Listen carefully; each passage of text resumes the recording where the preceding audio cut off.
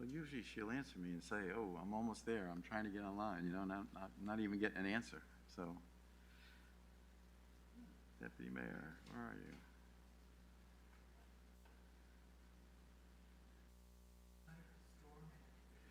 Yeah, that's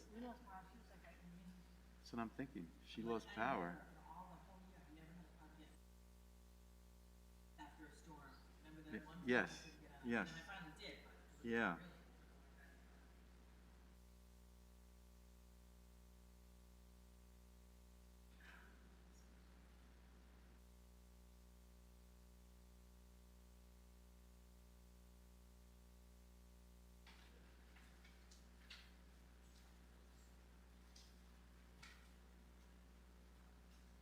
Hey, can you get on?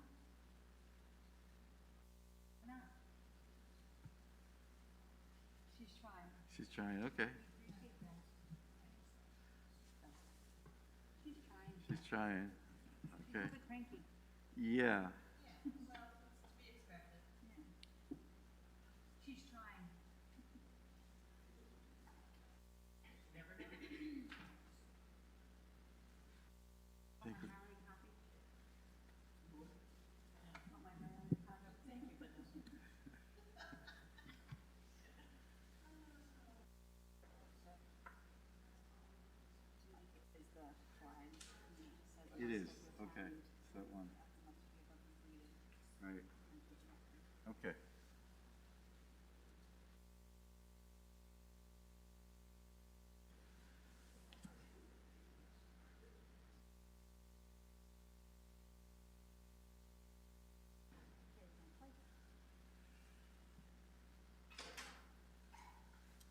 Is that Deputy Mayor Pendleton coming on?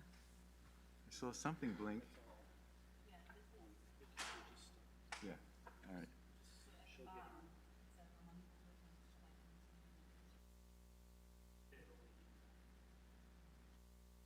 All right. I think we'll call the meeting to order. Town Council regular meeting of Tuesday, July 6th. And we'll start with the Pledge of Allegiance.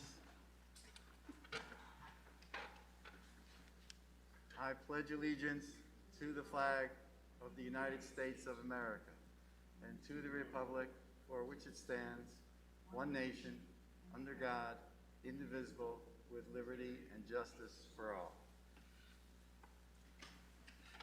Ms. Reed, would you begin with the roll call? Councillor King, Here. Councillor Lydecker, Councillor Lopez, Here. Councillor Evans, Here. Deputy Mayor Pendleton, Mayor Paterna, Here? Councillor Manili, Here. Councillor Snyder, Here. Councillor Kabowski. Here. All right, thank you. And I know Deputy Mayor Pendleton is trying to make that connection, so she should be joining us shortly.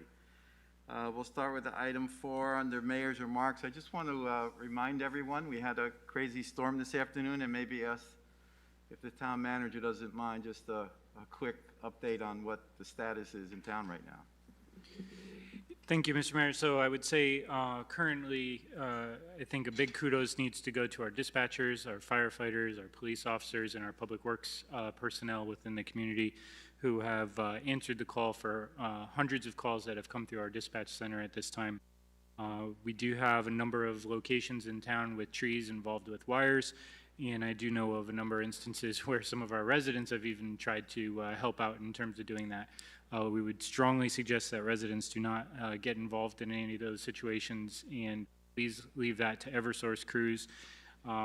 I would remind everybody that if their power is out and they need to report that to Eversource, the number is 1-800-286-2000. The town is not responsible for electricity, so there's not a whole lot we can do in the event that you're trying to call dispatch with anything, and actually you're just tying up a phone line that needs to be used for other emergency purposes. At this time, we have partially opened the Emergency Operations Center with the intent of trying to gain a little better response from Eversource and have some better communication lines opened up with them. So Mr. Stetson is actually out getting that process underway at this time.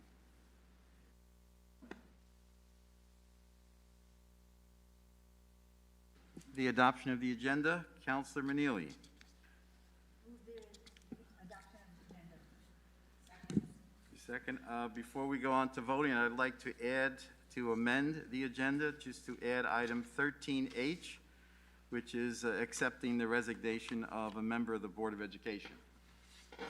Second. So the motion to adopt the agenda has been made and an amendment has been added. So all those in favor, aye? Aye. Any opposed, nay? Great. Item 6, communications and reports from the town manager. Mr. Maniscalco. Thank you, Mr. Mayor. Between the storm and coronavirus, I feel like I'm a bit of doom and gloom, but we'll see what we could do. Okay. Currently, right now, in terms of coronavirus, we have 1,748 total number of cases in town since the beginning of the pandemic. We have 1,692 who have passed the time of quarantine, which leaves us with 3 people who are currently infected and 53 who have passed away at this time. As I reported to everybody at our last meeting, our vaccination clinic has really kind of ceased operation at this point due to the fact that people were not signing up for additional vaccines. Additionally, and I think part of that's probably because CVS and some of the other local providers have opened up and have been able to provide vaccination moving forward. I also gave you a report related to our tax collection for year end. With it now being July, we can very pleased to report that we've hit 99.24% for a total collection rate this year. That's compared to 2018, which was 99.31%. Overall, I think our collection rate is significantly up, and I think we're doing pretty good overall. Also, I would draw your attention in your packet. We did provide you with a process for tax collection. There were a number of questions related to that after we had the suspense list, so we did provide that to all of you. If you have any questions that might come up after the fact, feel free to send me an email, and we'll get those answered for you. I did play around with the idea of having our tax collector here, but with it being tax collection season, I thought it was best to have her focus her efforts on tax collection for the time being, but we'll get you whatever answers you might need in writing afterwards. I was hoping I'd be able to introduce to you our new Public Works Director, Vincent Stetson, but unfortunately due to the weather and circumstances tonight, he's not able to be here, but I'm very pleased to announce that he's now taken over that position and is fully involved in that role as we speak. A couple items that are not on the agenda tonight that I did want to draw your attention to. First of all, 725 Sullivan Road, we do plan on selling that property. We received a positive 824 review from Planning and Zoning for that sale. We will need to make that a referendum question or a ballot question for November. In order to hit all the timelines associated with that and not have to ask all of you to have a special meeting during your break in August, we will be bringing forward that actual question to all of you at your I can't hear you. We will.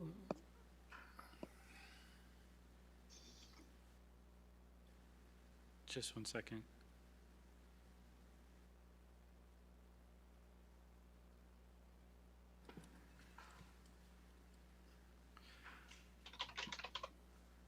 So we are going to be bringing that question forward to you at your next meeting. Attorney Olson, who unfortunately is having some technical issues and not able to hear us at this time, has been working on getting that language together to bring in front of all of you for your next meeting. Lastly, and kind of timely, I wanted to just bring up the idea about storm preparations as we are heading into our hurricane season and storm season. I wanted to make a number of recommendations for the general public and for all of you on the council. First of all, we have an emergency alert system called Everbridge. You can get onto that and sign up for that system through our town website under the emergency alert sign up. If you have any issues with that, please don't hesitate to call the town manager's office. We'd be happy to get you signed up so that way you can get reverse 911 calls at your home in the event that you have an issue with, in the event that there's a townwide emergency going on. Secondly, I would direct everybody to www.ready.gov. That is a national FEMA website, and that has a number of recommendations for the public. Has some great documents related to what to do to get ready in the event of a hurricane, as well as a number of things for recovery after a hurricane. So very good information there for residents to take a look at.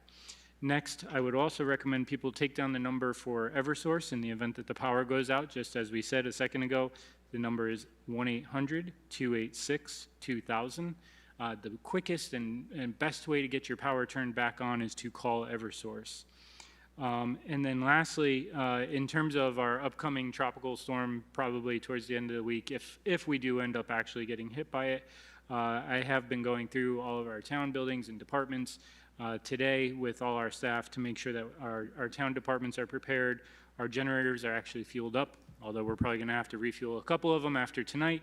Our fuel supplies are doing very well, and the Public Works Department is already staffed and ready to go with chainsaws and everything else that they would need in the event of a significant storm on Friday.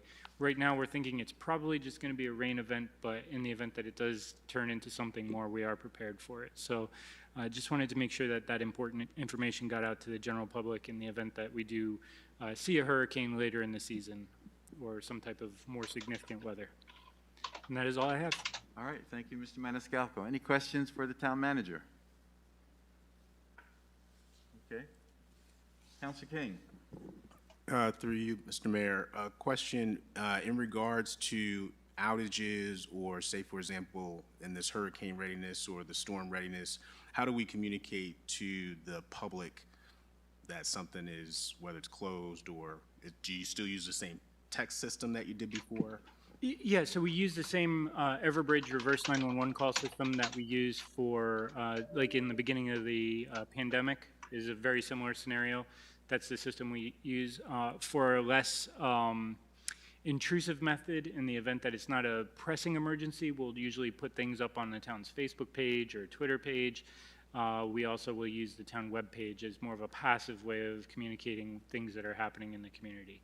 So, for example, tonight we did put out a couple things through Twitter about road, be cautious traveling on the roads. There's a lot of power lines down, and where to call in the event that the electricity is turned off. So, Thank you. Thank you, Okay, Mr. Mayor. thank you, Councilor King. Anyone else? Questions for the town manager? Attorney Olson, can you hear us now? I don't believe she can Sounds hear like us yet. she can't. Okay.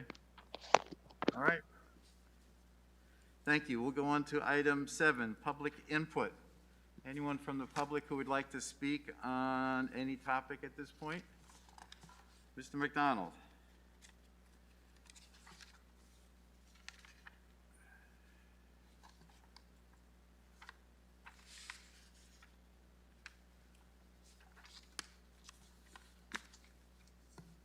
Mr. McDonald, I just remind you that it's usually around 5 minutes, just to give you a heads up. Okay.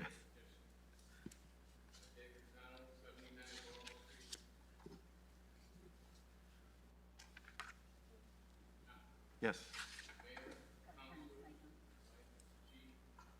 Dave, turn that microphone on.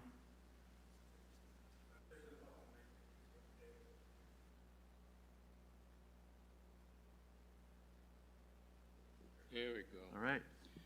Dave McDonald, 79 Laurel Street. Mayor, councilors, Mike, Chief. Last week, we sent an email to all of you reiterating our observations of the continuous, unabated speeding that is occurring on Laurel Street. As we pointed out in the email, the drivers appear to be emboldened, as if they know that speeding on Laurel Street is being condoned, and they are therefore encouraged to be more aggressive in their driving.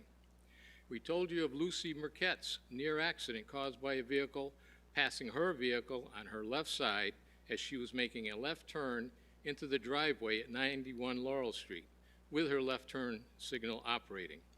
Ms. Marquette had to veer to the right to avoid the accident. This occurred on Monday, June 28th. At the June 21st Town Council meeting, Mr. Doolittle offered what appeared to be a genuine, empathetic summary to his report when he said, "It is unfortunate that the steps that have been taken are not having more impact." We feel the same way. Also at the meeting, our police chief indicated he understood that stop signs are not to be used for speed issues. As we pointed out in our email to you folks on June 22nd, 2021, there's no standard in the MUTCD banning stop signs in our situation. There are only guidances, supports, and options. That email is the same email that was read to you at a May 2020 Town Council meeting by Mr. Maniscalco. We understood that the chief committed to providing valid support for his understanding that the MUTCD didn't allow stop signs for situations such as ours. A question we would ask the chief is, does he think an officer sitting in a well-marked cruiser on our street for a half hour or so really gets the same perspective or has the same observations and experiences as we do, residents who are living with the speeding for 24 hours a day?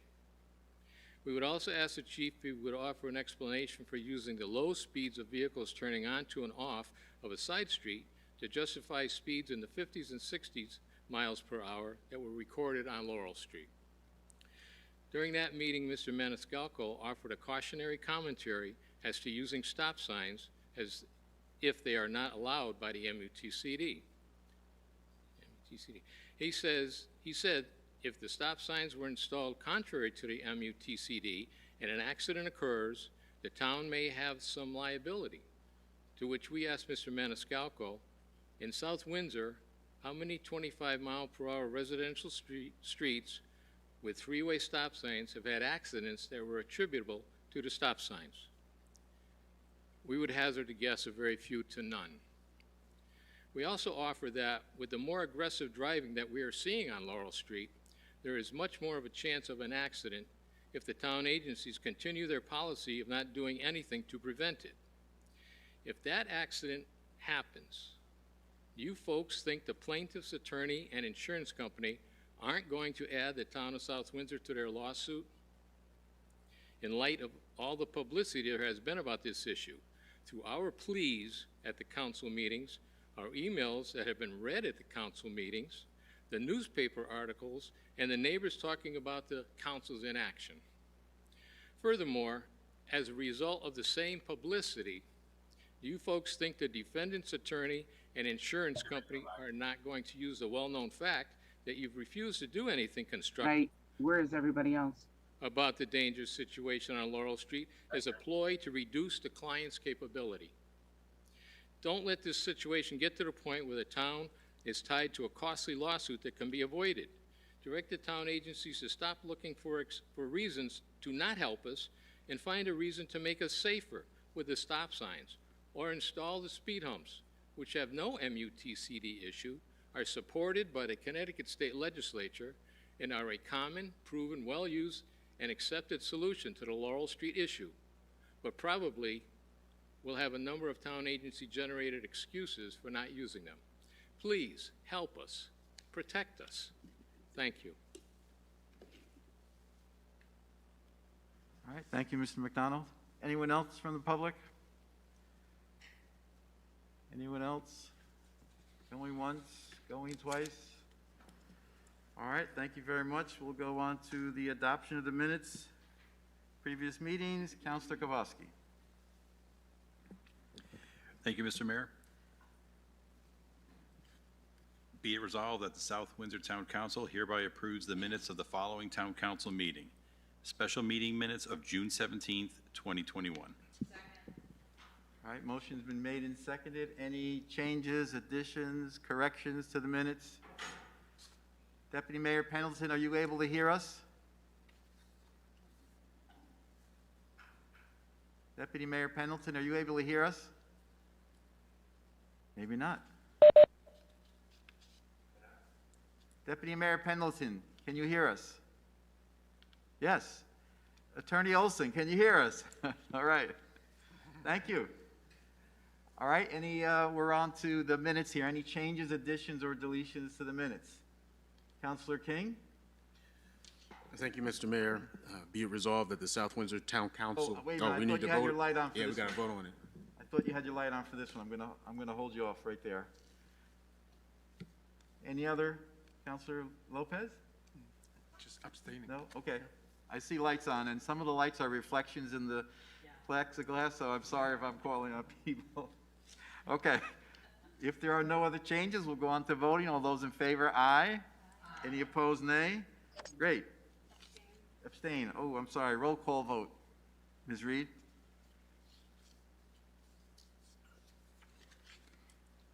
Okay,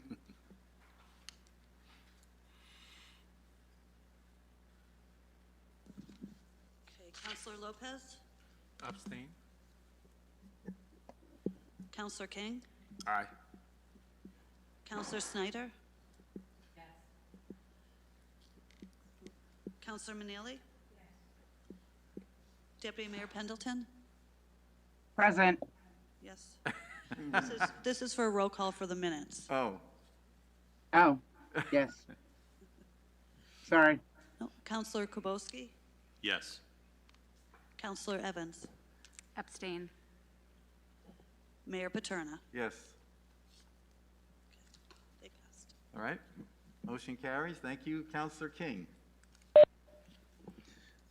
Thank you, Mr. Mayor. Be it resolved that the South Windsor Town Council hereby approves the minutes of the following town council meeting, the regular meeting minutes of June 21st, 2021. All right, motion's been made and seconded. Is there any changes or additions to the minutes? Seeing none, we'll go on to voting. All those in favor, aye. Aye. Any opposed, nay? Any abstentions? All right, thank you. Item 9, communications from liaisons, officers, and boards directly responsible to the council. Any reports? Councilor Snyder. Thank you, Mr. Mayor. I attended the library board meeting on June 22nd, and they have qualified, and I believe they've received an ARPA grant for $19,534, and they are going over the details of how they can spend that. So they're identifying different programs and things they can do. Carpeting on the first floor has been selected, I believe, and it's scheduled to get done probably not until maybe late summer, because they will have to close the library for a while they move everything out. And that's probably, oh, they're changing their hours. They go until 4:30 in the summertime. And I just wanted, I mean, it's right on their website, so it's very, very easy to find. Their hours are starting July 2nd. They started Monday, Wednesday, and Friday, 9 a.m. to 4:30, and Tuesday and Thursday, 9 a.m. to 7 p.m. And then they will be open on Monday through Thursday, 9 a.m. to 8 p.m. And you know, after later on when the fall begins, and they're open on Friday and Saturday, 9 a.m. to 4:30 from July 6th to September 3rd. So their hours are pulled back a little bit, scaled back for the summer because of vacations and things like that. I have a couple of, I'll just go through these very quickly, as liaison to Planning and Zoning. At the June 8th meeting of Planning and Zoning, the Ticket Network Livestock Temporary and Conditional Permit. I don't know if anybody knows, but Ticket Network has a 2-year temporary conditional permit for an animal agriculture permit to allow 64 chickens, 2 geese, and 2 goats, and they're on the Gerber Road. Their employees tend to all of these animals, and they have fresh eggs, they grow corn, and all sorts of things like that. So they were approved for their 2-year conditional permit. Lowe's also received a temporary conditional permit to allow all their seasonal outdoor display of garden products. You know how they have all the trees and flowers out front. So they received approval on that. Evergreen Walk, General Plan of Development. So where Old Navy and the old Highland Park Market is now, the new building, which will be Whole Foods, the new grocery store, will take over that area, and those 2 buildings will be raised, and they'll build their own new building for for Whole Foods. But they have to change you know how there's a road that goes up now between the both of them? Well, that will be going away because it'll be one building, and they're redirecting the roads to go around the new Whole Foods and then connect back up at the Rotary. The new road will be called Cottonwood Lane, and because cottonwood trees used to grow there for years and years and years, so they did some research and they decided to name it Cottonwood Lane. Anyway, PNC approved that, and that's they're replacing the 53,000 square foot there now with a new 50,000 square foot building. And then REESG, that's Newco of South Windsor, that is the Geisler's plan. They received, let's see, they request a zone change from general commercial to mixed use to accommodate the apartments. And in fact, they approved the development of 125 apartments in the entire redoing the entire whole shopping plaza where Geisler's is. And that passed 6 yes and 1 no. And then they also did the review of the request for Pleasant Valley Elementary School. That was just a review of it, and that was no big decision. That was just a review. And then on June 22nd, they had a UW Realty requested a zone change from industrial to general on a property located at 140 Troy Road. That was in fact pulled and postponed at this point in time because they need to get more information, the developer. And let's see, they also had they approved the 725 Sullivan Avenue request, 824 request from the town council. That was approved, which the town manager referred to today. And that's it for now. It was a busy couple of weeks. Thank you. All right, thank you, Counselor Snyder. You're right, it was very busy at Planning and Zoning. We'll go on to any other reports, by the way, before we move on? Okay, we'll go on to reports from committees. Any committee reports? Seeing none, we'll go on to the consent agenda, and we'll start with Counselor Kowalski. Thank you, Mr. Mayor. Ms. Reed, I believe I only have to read the first sentence on this? Yes. Okay. Thank you.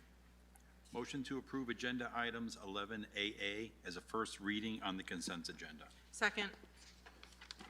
All right, motion's been made and seconded. Any questions about this first reading? If not, we'll go on to voting. All those in favor, aye. Aye. Any opposed, nay? All right, thank you. And then Counselor Evans. Motion to approve agenda items 11AB through 11AD as a first reading on the consent agenda. Second. All right, motion's been made and seconded. Any questions about the items in this agenda item, the names in this agenda item for appointment? If not, we'll go on to voting. All those in favor, aye. Aye. Any opposed, Aye. nay? Thank you. We'll go on to our item 11, our consent agenda, but second reading. Counselor Lopez, would you cover this for Counselor Lydecker? Thank you, Mr. Mayor. Yes. Motion to approve agenda items 11BA through 11BB as a second reading on the consent agenda. All right, motion's been made, Second. seconded. Any questions on this item? If not, we'll go on to voting. All those in favor, aye. Aye. Any Aye. opposed, nay? All right, we'll go to item 12 for unfinished business. First item of discussion, Deputy Mayor Pendleton, update on Laurel Street traffic study. Deputy Mayor? Thank you, Mr. Mayor. Excuse me. You guys can probably see me and hear me, but I can't see any of you at this time. Okay. So I'm going to ask if the chief of police is in the room. Yes. Okay, thank you.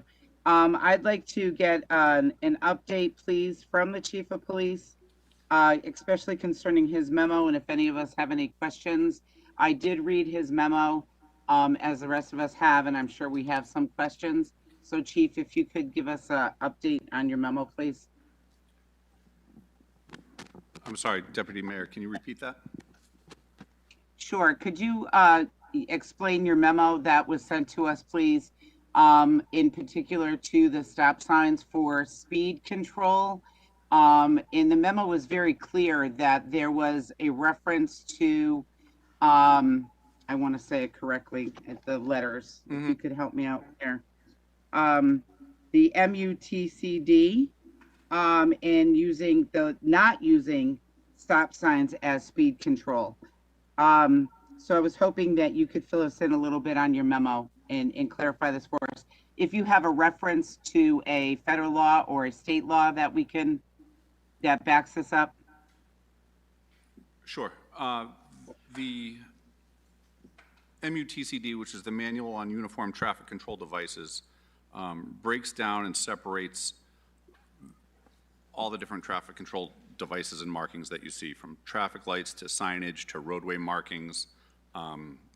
The MUTCD is recognized nationwide as the standard for highway management in terms of traffic control devices. It's recognized as the standard in federal code, and the state of Connecticut recognizes MUTCD as the existing standard. The actual MUTCD is very, very extensive, and it's really, to sift through it is actually kind of eye-opening. But there are a couple things, as I pointed out in my memo, that I think are germane to this topic, and in particular, in section under discussing what the proper applications are for stop signs and or yield signs, and it very clearly says on page 50 of the MUTCD that yield or stop signs should not be used for speed control. It has its own line, its own item number, so it very clearly is that simple and that succinct. It also gets into if stop signs should be used to govern intersections, there are certain criteria that have to be met within those intersections. For instance, traffic volume should average more than 2,000 units per day, which the existing traffic on Laurel Street doesn't come close to approaching. It talks about sight lines, the ability to see conflicting traffic on an approach, and there are no sight line issues on Laurel at either Bryan or Birch. And also it references, the MUTCD references crash data, and there is no crash data to support issues in that area. So that was the first main point, and that's something that MUTCD stipulates, and that's something that we have always followed. Additionally, MUTCD stipulates that it is the law governing all traffic control devices, and non-compliance with the MUTCD ultimately can result in the loss of federal aid funds as well as in a significant increase in tort liability. That comes from an overview page of the MUTCD up at the front of the whole volume, and I think that's very clear, and I also fear that that's what would potentially put the town in the crosshairs of any liability if we did in fact erect signs in a location where they're not warranted. I think those two factors alone are enough to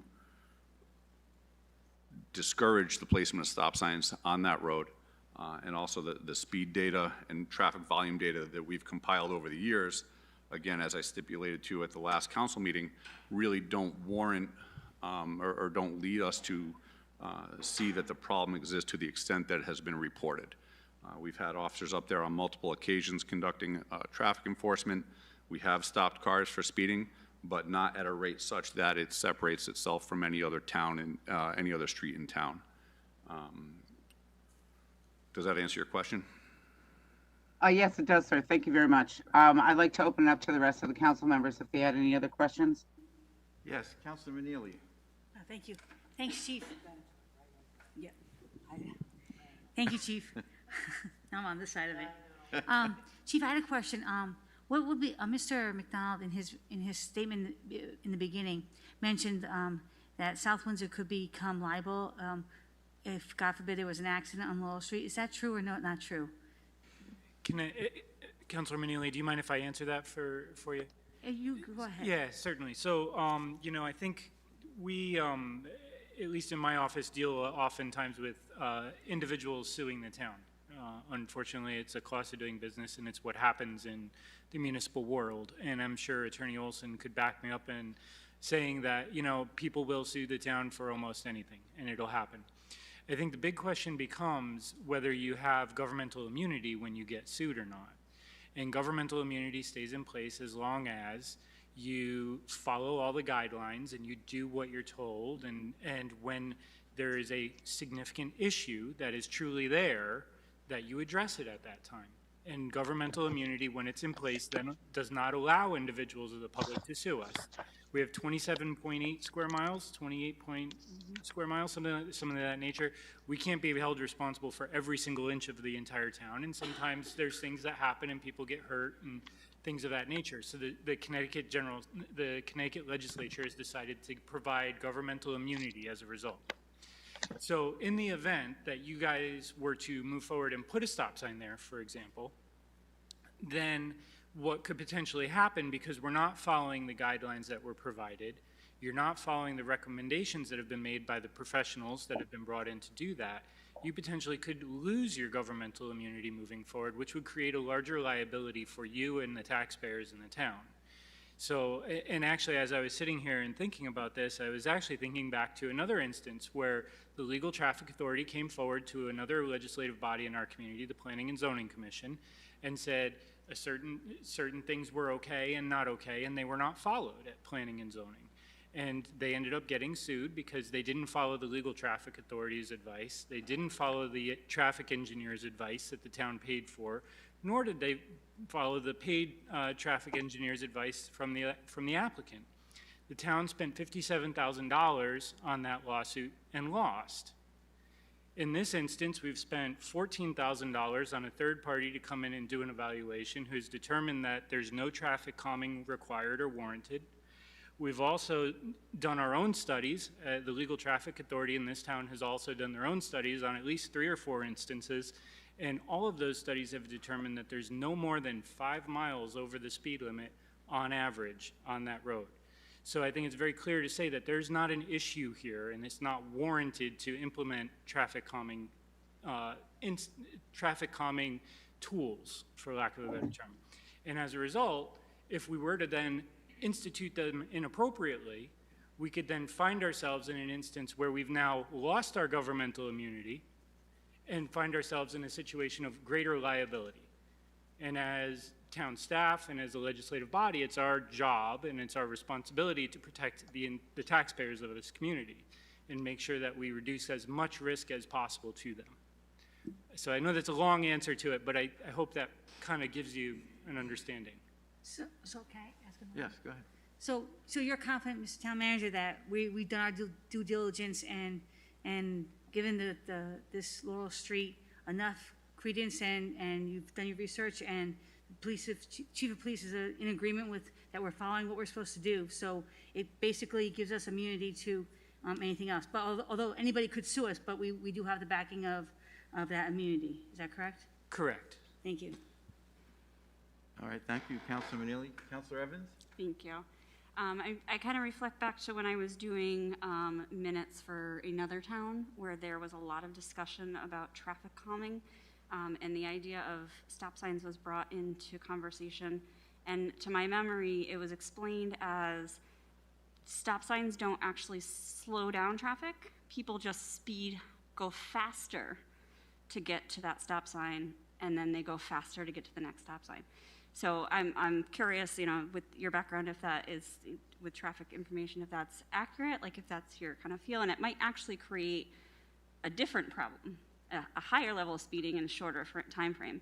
And then I also just was wondering, it sounded like, if I were to paraphrase what you were saying, is that if we were to, based on the information we have, if we were to go against it and put in a stop sign, that we are basically looking at losing funding in general because of that. Yeah, you're exactly correct. I think that the two things, implementing or erecting stop signs there would create potentially other issues, and that is rapid acceleration. Like you said, people are going to increase their speed to get from one sign to the next, and then I foresee that we would have stop sign compliance issues. We would have, at an unwarranted stop sign, we would have noise issues with cars accelerating through the area, and things like that. And the second part, if I heard you, it was a little faint, but yes, we stand to lose federal funding if we're found not in compliance with MUTCD with any of these traffic control devices, which is a stop sign in this case. All right. Thank you. Thank you, Councilor Evans. Anyone else with a question? Mr. Mayor? Yes. I'm sorry, I was just going to ask, if I could, ask the town attorney, because I asked her to be here to help us explain this and help us a little bit on her legal opinion. If she could, we have heard from the chief. I'd like to hear from the town attorney if we could. Yes, Attorney Olson. We're not hearing you. There we go. Okay. Sorry about technical difficulties. Yeah, I did have an opportunity to review the chief's memo as well as look at the MUTCD myself. Frankly, it's hundreds of pages. It's 862 pages to be exact. So I am no expert on short notice, but I did note the areas that the chief was concerned about, where they make it very clear that using stop signs to control speed is not appropriate. Where it's really supposed to be used is when there's a dangerous intersection, when there's sightline issues, when there's a concern about yielding not being effective. I also understand this road has a slope to it, so you may be putting stop signs in a location where somebody now has to stop on a hill where they wouldn't have had to before. And then with respect to speed humps, I have to tell you, the towns that I have dealt with that have used speed humps, they use them sparingly because it's a real headache for your public works crew. And again, they often need repairs, they need striping. And again, if they're all of your studies, and you had an independent third-party review, so if all your studies reflect the notion that there's no justification for it, again, you get into a situation where if somebody damages their car on a speed hump, they're going to be looking to the town. And when they find out that your own public safety officials told you not to do it, and it's in violation of the MUTCD, whether they're successful in a lawsuit or not, the point is it gives them fodder. It gives them something to hang their hat on. So again, when you weigh everything, and I can appreciate Mr. McDonald's concerns, I think all of us who live in our own neighborhoods, we have perceptions of things as being worse than they are when it's, you know, annoying to us. But if all of your information suggests that there is no justification for this, I think you are well within your rights to rely on your public safety officials and your traffic studies, and exercising your discretion not to subject yourself to a potential claim that you're not following the federal regulations. Thank you. All right, thank you, Attorney Olson. Deputy Mayor Pendleton, can I ask a question? Absolutely. Go ahead, Mr. Mayor. Thank you. So the question I have is the opposite true in something that Mr. McDonald stated, so that we've had many hearings, we've had studies, and we choose to do zero. We tried the painted lines, they didn't work. Are we also liable in the other way, in the sense that now somebody has an accident and says, well, you folks had a chance to do something all in the last 2 or 3 years and you haven't done anything, I'm going to sue you. Is that a likely, or at least a potential scenario also? I don't want to answer for Attorney Olson, but I would say, and I've heard this multiple times from her as well as other town attorneys, people can sue you for anything. Yeah. Whether they're going to be successful is the question. Okay. I think what we have in this scenario, though, is that the data doesn't support there being a speeding issue there. The paid professionals of the town don't support that there's a speeding issue there. And the third party that we hired for $14,000 does not support that there's a speeding issue there. So Okay. I don't know how much. And I hear that, but the people who live there are telling us there's a speeding issue. So I guess my final question would be, then is there something we could do? If we can't do this, is there something we could do that would help reduce what their perception is of that speeding? Certainly. So we've already had increased enforcement on the street. That's been helpful. I think we've even heard from some of the residents on that street that had reported, I heard third hand through the chief that some of the residents had reported that they saw people getting pulled over on the street that might have been going too fast. I also think that in the future, We certainly could curb that road and make it narrower. I think there's a lot of expense associated with that, but I do believe if, because right now you kind of have a straightaway that's a nice big runway, and Right. From my past experiences working on different road projects and things, I think if we were to make it narrower and curb it, it certainly would make it less appetizing to speed down. But I do think putting stop signs in is not recommended, as well as putting speed humps in is not recommended. Mr. Mayor, if I may? I think I'm just looking for something or suggestion that we can do. Yes, Attorney Olson. Yeah, one other point that I wanted to make, and I don't need to be backtracking. The other issue that I see with putting in stop signs and speed humps when your experts are telling you it's not justified under the uniform policy. And I should say the preamble to this is that it's critical that these types of traffic measures be uniform. That's why they created the regulations. They feel it has to be uniform application for them to be effective. But the other concern that I have for the town is that you may then put yourself in a position where anytime somebody perceives a traffic concern without any studies to back it up or actual data to back it up, you're going to be in the same position, right? You're going to be asked to install speed humps or stop signs in other areas of the town. And so that's another reason to be uniform in your application, in your processes, in your procedures, and have confidence that you can rely on your experts. So with that, I'll mute. All right, thank you, Attorney Olson. Any other questions? I think I'm still looking for what can we do that would reduce that problem somewhat, at least. That's all I'm questioning. Councilor Snyder? Well, here's some great advice that doesn't cost anything.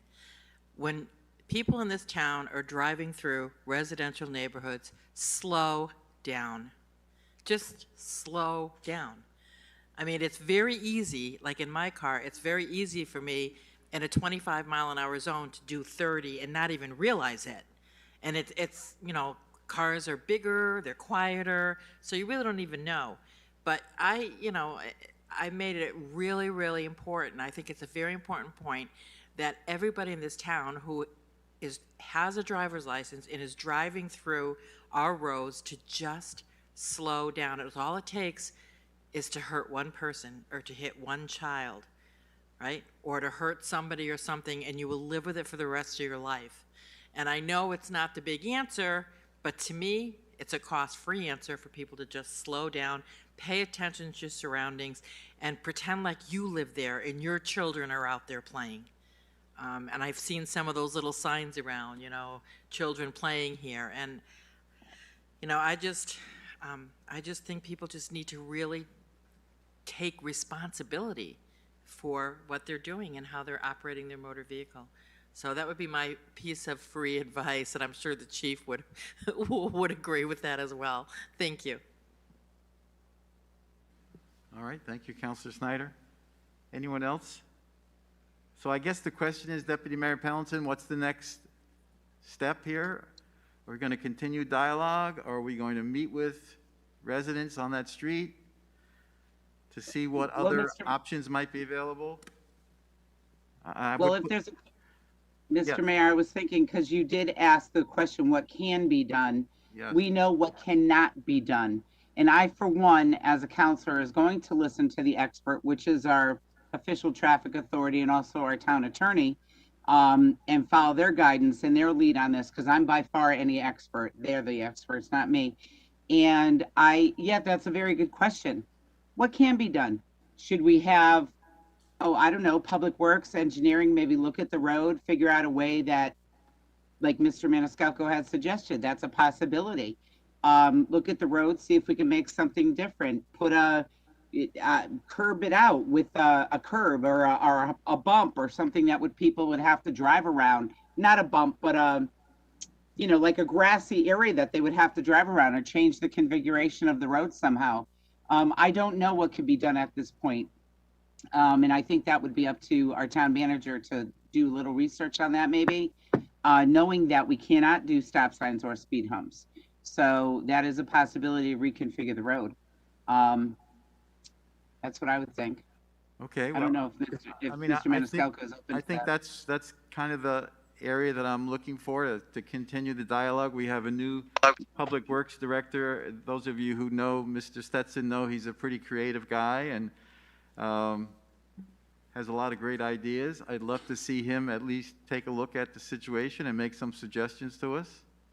Would that be acceptable? So one suggestion that the chief just made to me was that we could bring this back to the local road safety committee that we have, which is a multidisciplinary committee of the town staff. Right. And specifically look into flashing speed signs, you know, where they light and they actually flash on the street. Yes. I don't know how the residents will feel about that in that neighborhood, but that's something that could be done, I guess. Chief? Correct. Chief, go ahead. Councilor Snyder, go ahead. Go ahead. I just wanted to confirm, those are the ones that you see, like especially by school zones, that flash your speed and tells you how fast you're going? Is that what you're talking about, Chief? That's certainly something we could look into and see where it falls in MUTCD. But I think what you were getting at, Councilor Snyder, before is that the way cars are engineered nowadays, and with 2 young drivers at home in my family, and myself included, a lot of times cars are engineered so well that you find yourself going faster than you realize you were going. Right. And something like that device might just be enough to call your attention to that. So again, it's not a decision that I would feel comfortable endorsing here or now, but to the manager's point, to have local road safety committee look at it, the applicability of that kind of an option, see where that falls, what the MUTCD says to that, how do the neighbors feel, because it's going to be potentially a blinking beacon of light in their neighborhood during hours of darkness. Those are all things that need to be considered and talked about, but I don't think it's something that should be an idea that should be discarded at face value. I think it's certainly in the multidisciplinary aspect of local road safety with engineering and law enforcement and public works, all those stakeholders involved. I think it makes sense to have them, if nothing else, discuss it. All right. That thank you, sounds Councilor good. Snyder. Deputy Mayor? Mr. Maniscalco, can you get back to us after they've had their meeting and come up with any ideas or suggestions or remedies that could possibly be done on this road? Yeah, I will, once they have their meeting, I'll get a report back to the council. That would be fabulous. Thank you. Councilor Kowalski? Thank you, Mr. Mayor. I like the idea of having the group meet, and maybe they'll come up with an idea that's kind of out of the box thinking. The idea of extending the road and having Public Works put all this work into it, to me, just seems not very cost effective versus just putting up a stop sign. But maybe there's something that this group will think of, especially as they're coming from so many different disciplines that maybe we just haven't thought of. So it's probably a good idea to have them discuss it. All right, thank you, Councilor Kowalski. Councilor Manili? Yes, I live on a street in town, and there's a stop sign. There's a stop sign this way and this way, and I can't tell you how many cars just go right by it. And it's on Quarrybrook. There's 2 stop signs, one on either side, and the only street that makes that intersects with that would be Evergreen Lane, and that's just like a little, like, not a cul-de-sac, but it's like a horseshoe. But we can sit outside. When my son was young, he would actually sit on a step and take license plates down of the number of cars that would drive through the stop sign. So just some personal information, Mr. McDonald, the stop sign is not always the right answer, because it only deters the people who are going to obey the speed limit sign anyway. It's not the end all to be all. And I know what it feels like to have, cars whiz by your house. And I have 2 stop signs. One goes this way and one goes this way. So, again, it's like locking your house. It's only going to keep out the good burglars. It's not going to keep. If somebody wants to get in there or somebody wants to go through a stop sign, they're going to go through. They literally don't even slow down, except when the police, they sit on Evergreen Lane, and then they can catch them. But they can't sit there like all day, all night. But I mean, it's a bus stop. There's young children at that stop sign. It's where it's on a corner, so that's where big mounds of snow get put, and constantly. They go through both ways, coming and going, and it's so. I know you were like hard set for a stop sign, but like I said, it's not the exact answer, and somebody must have decided that a stop sign was legally be able to put there, but it's not solving the problem on Quarrybrook. And it's right in front of my house, so I have to stop because otherwise I can't turn to my driveway. So I know I'm obeying that stop sign, but just to kind of put your mind at ease, it's not always the right answer. It only slows down the people who are going to listen. So maybe take Ms. Schneider's advice, and maybe the people just need to just slow down. So I wish you luck. All right, thank you, Councilor Manili. Councilor King. The question to the town manager through you, Mr. Mayor. Do you know when this next meeting is going to be? Just, I hate to put you on the spot for it, Yeah, but I, off the top of my head, I don't, but we will try to see what we can do to get one together as soon as we can. I would remind the council, though, that this committee has already met to review Laurel Street and come up with different creative ideas, as well as, I believe, drafted the traffic calming policy that all of you approved 2 years ago. They have reviewed Laurel Street and done some pretty significant looking at it, so we'll see what we can put our heads together with, but it has already been looked at once before, so. is this, if I may follow up, Yes, is this something that, I don't like to beat a dead horse. I apologize for, that's not the No, it's all appropriate right. way to say it. However, is this something that, that we can bring to a closure, if you will, through the recommendations by September? By August, because we can keep on meeting on this and keep having the discussions, but at a certain point, there has to be a decision made so that we can move on with the other So- business of the town. Yeah, so I mean, the committee is probably going to meet, I would guess, within the next 3 to 4 weeks. I don't know if you have a meeting date already, but I wouldn't think it's going to be longer than that. And then whenever your next council meeting is after they meet, we would certainly bring something forward to you. So, I mean, I would think with a council taking a vacation in August, we would probably have something in front of you for September. Okay, excellent, thank you. All right, thank you, Councilor King. And Chief, thank you for that suggestion on the lighted speed signs. I think that's something worth looking into. Mr. Maniscalco, I would hope when we meet, we could invite Mr. McDonald and a few neighbors from Laurel Street to speak to the group, and then also Mr. Stetson. So, yeah, so the local road, or the traffic committee that we have, that's an internal committee of staff. So it's not a public Not a meeting. public, It's okay, not, right. and it's, you know, paid professionals that we have on our town staff that'll sit down and put their heads together to work on that. It's not meant to be a public meeting. It's not recorded. There's not minutes taken. It's a working Right. group where we, you know, throw ideas out and see what works and what doesn't. Could we include Mr. Stetson as Director of Public Works? I believe he's on that committee. Oh, he's on that, okay. Yeah. All right, thank you. All right, thank you very much. Any other questions? Thank you, Chief. Nope, thank Deputy you, Mayor? Chief. Mr. You're welcome. Mr. Thank you. Nope, thank you, Chief, and thank you, Attorney Olson and Mr. Maniscalco. All right, thank you. We'll move on to item 12C, B, I'm sorry. Councilor Evans. Thank you. Sorry. So the creation of a discussion item about the creation of a memorial to honor residents who have been impacted by COVID-19. At this point is very much still ongoing. There have been discussions had with local, my husband says I'm a soft talker. You're all proving this point. This is very much ongoing, so there's not really much to report at this point. We are awaiting verbal commitments of donations, but I don't think, Mr. Town Manager, any have been received at this point. So we are still waiting on those, as well as the potential materials donations. So I don't really have anything more to share at that point. Hopefully by next meeting, we'll have more information. All right, thank you, Councilor Evans. Any questions about that? All right, well, now we'll go on to item 12C, discussion item. Councilor Evans again. All right, so discussion on the creation of an arts commission. So I think we all can agree about the significant positive impact that cultural and arts make to the quality of life in any community. And as a result, I'm asking the council to establish a permanent commission to be known as the South Windsor Arts Commission. The purpose would be to foster and facilitate participation in and development of an appreciation of artistic and cultural activities within the town of South Windsor, and to encourage the display and presentation of artistic and cultural activities in public school and community facilities. I can see the work of this commission to include creating new economic opportunities through the expansion of artistic and cultural activities and events, including an arts festival, provide opportunities for artists to produce and present their work, encourage arts education and appreciation, advocate for and support the goals of the arts community and select public art in its locations within town. The Arts Commission is something I've discussed with many residents of our town and have found an interest and enthusiasm for its creation.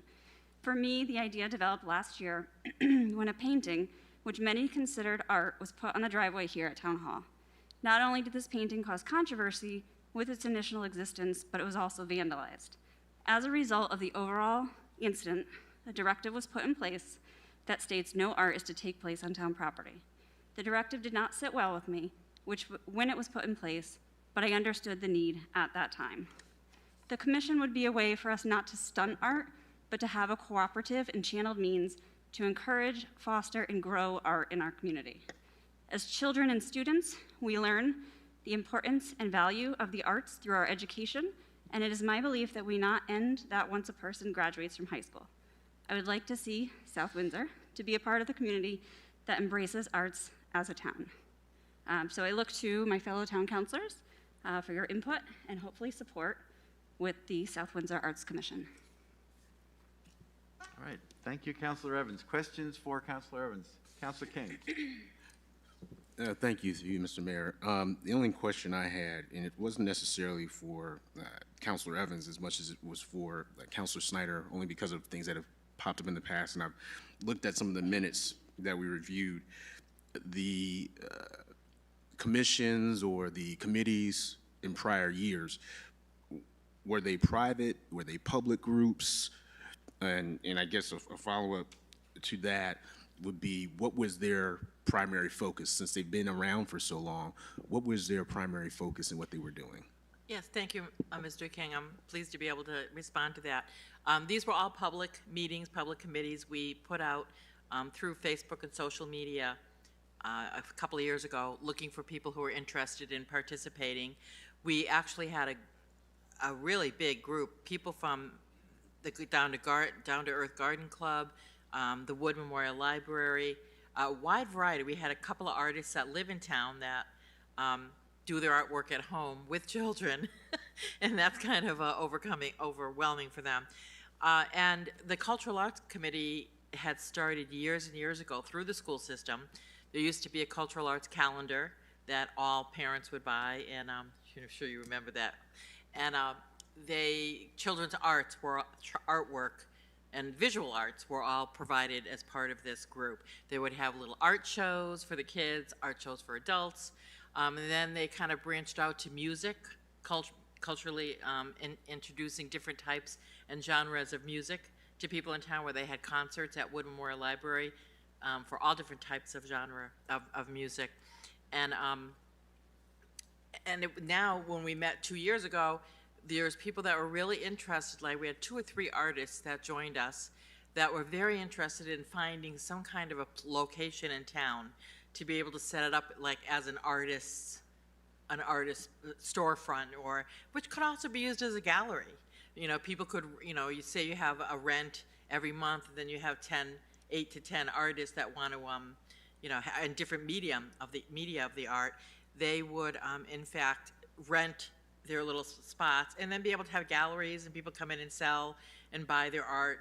That's what they're really looking for, is to become more, a lot of it was visual arts, Councilor King, and they wanted to have people to be able to have access to a wide variety of different types of art. Now, the Down to Earth Garden Club was interested because they were wanted to do a display of flowers and floral things in the way, and actually educate people in town, if you want to do this kind of a garden, this is what you do. And so there was a lot of different people that were involved with it.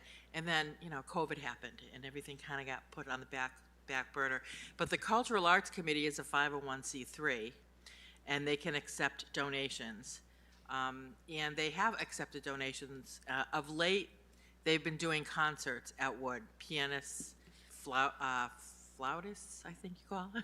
Correct, and different types of guitars and playing and music concerts. So, and the public library was heavily involved because they have galleries in there that people can bring their art and display their art. And they were looking for like an artist weekend in South Windsor, maybe down at Nevers Road Park or at Rotary Pavilion, where artists can come and sell their goods and talk to people and teach people understanding the medium in which they work. So, but a lot of that network has already been put in place. It's just, you know, a lot of us are in our late 60s, early 70s. And those people that started all that when our kids were in elementary school, you know, have since moved out or left and their kids have gone. So it's, when you have the groundwork and the structure there, maybe with the town's assistance, we could just do a re-energize that group and identify some of these new people and get them involved and see what we can do to help, you know, get them going and having the, fulfilling the requirements they're looking for. But it was specifically a lot of visual artists in 2018 when we met. Painting, mosaics, things like that. Thank you. All right, thank you, Councilor Snyder. Councilor Lopez. Thank you, Mr. Mayor. Councilor Evans, this is a great idea. Really support this. I have a quick question as to how do you envision the group looking for locations? Will it be a combination of town properties and private property, as Councilor Evans was talking about locations that a group was trying to look for? And how do you envision that balance? Because I know that some of the issues in things that happen at the Wood or near Main Street is because it's on the other side of John Fish Boulevard, which many people in that area think that it's so, it's that division makes it difficult for the entire town to really know what's going on that side. If I understand your question correctly, it's how would we choose where, how would the commission choose what to do where in town?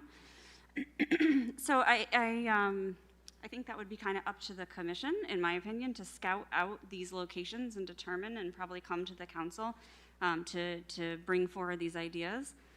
You know, I think of other towns. There's actually Bloomfield, Windsor, their towns currently creating art commissions, and I think of Manchester, where they did the murals on the building recently, West Hartford, where they have the beautiful murals on the wall, and the street right in the middle of Blueback Square is painted with the pride flag. Even in Glastonbury, they did the Cows on Parade. So I just think there's so much we could do, and I think there are different areas within town, maybe not one specific, but something that the commission could look at to see where these specific art projects might fit in. All right, thank you, Councilor Lopez. Any other questions? If not, Councilor Evans, I'm assuming this will come back at another meeting for potential resolution?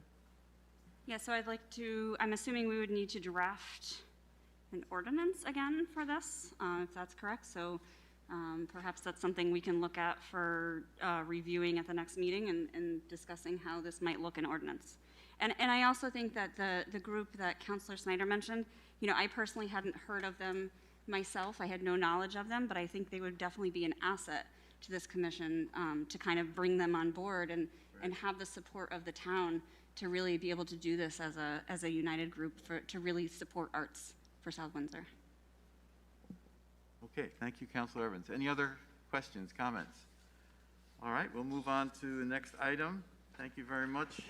This is 13A, resolution. Councilor Snyder. Thank you, Mr. Mayor. 13A, resolution dissolving the Black Lives Matter Subcommittee.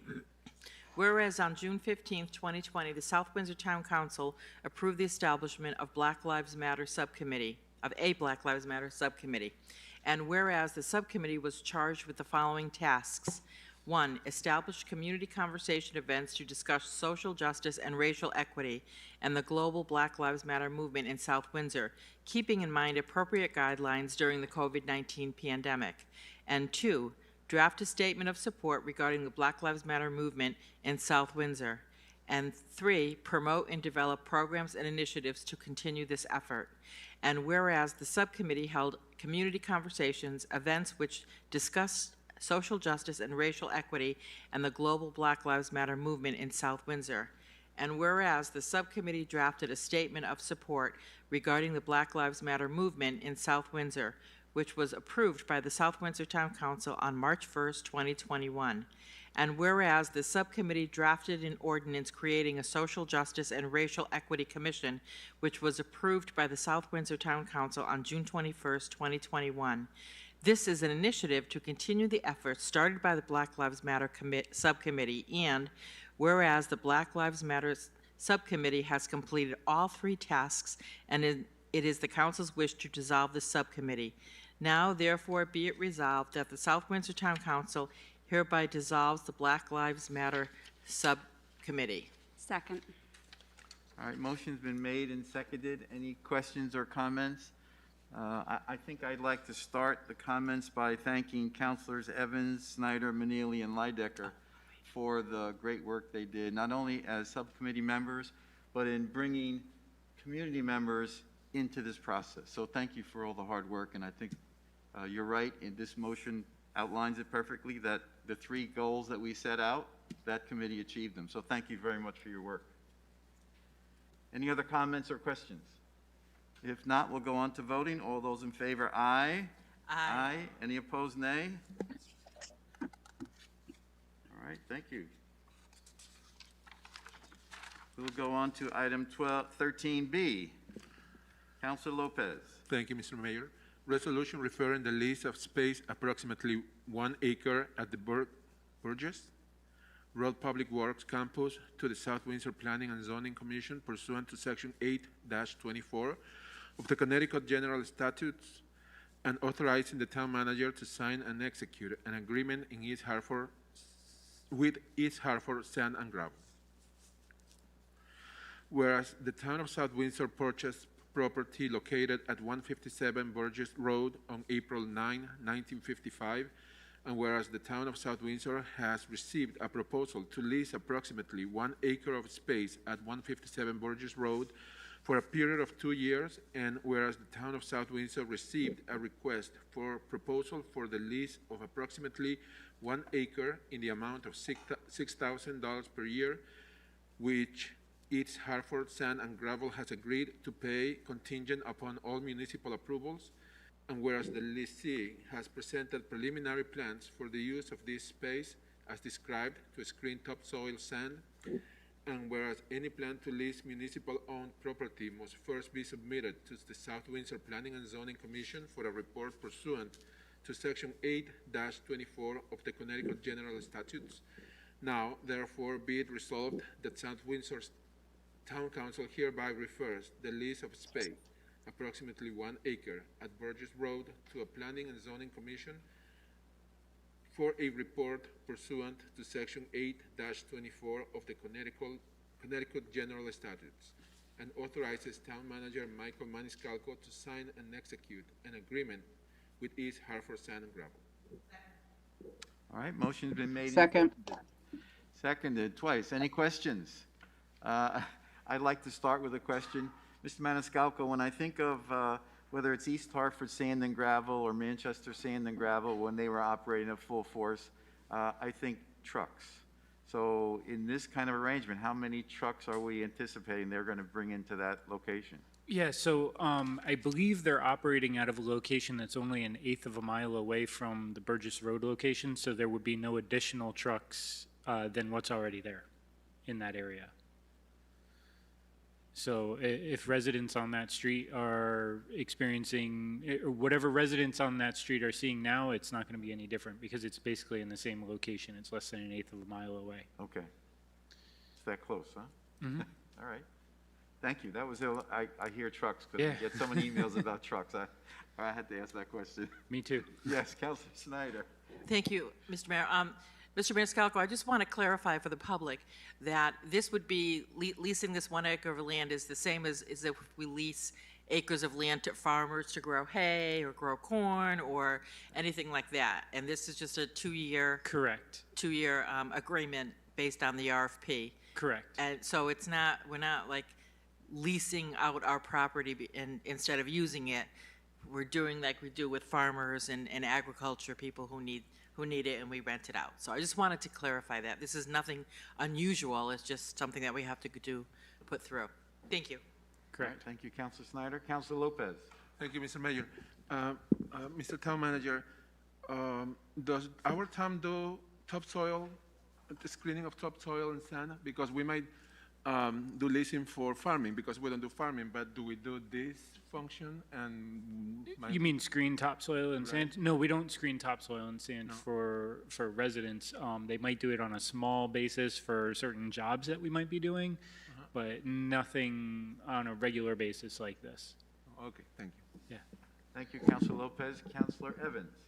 Thank you. So just to clarify, when you say that it is less than eighth of a mile from where the other site is, would there be no increase in the number of trucks, or just would be the same path but more trucks? So they're currently operating the screening practices 1/8 of a mile away from where this location is. They're going to be closing down that other location and moving it to this one.